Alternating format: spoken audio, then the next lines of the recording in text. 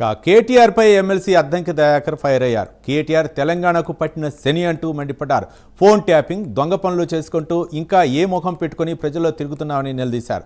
కేటీఆర్ వల్లే కేసీఆర్కు ఈ గతి పట్టిందన్నారు. ఇష్టం వచ్చినట్లు మాట్లాడితే చూస్తూ ఊరుకోబోమంటూ ఎమ్మెల్సీ అద్దంకి దయాకర్ హెచ్చరించారు.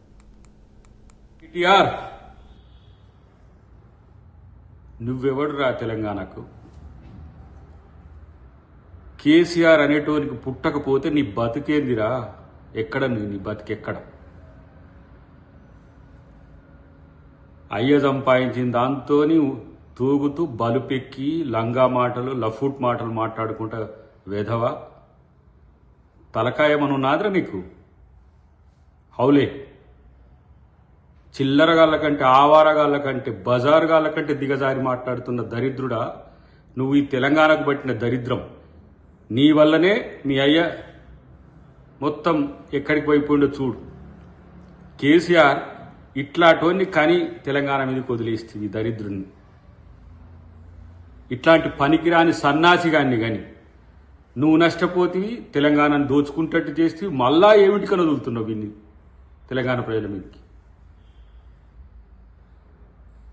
వీడు ఏది రోకుసోకుండాడు. వీడు మాట్లాడితే వీడు పెద్ద ఏదో పొడింగిలాగా మాట్లాడతాడు కేటీఆర్ గారు. అసలు ఎవడరా నువ్వు తెలంగాణకు? తెలంగాణ ఉద్యమం మొదలైన రోజు ఏడున్నావు? తెలంగాణ ఉద్యమంలో కేసీఆర్ని వెనక గుంజాలని లాగిన దరిద్రుడు నువ్వు. మళ్ళీ ఏదో మొదలుకొస్తుందని చెప్పి అయ్యతో చీడగూరి ఇలా 17 సంవత్సరాల నుంచి తెలంగాణలో ఎమ్మెల్యేగా, మంత్రిగా తూగి మొత్తం తెలంగాణను దోచుకొని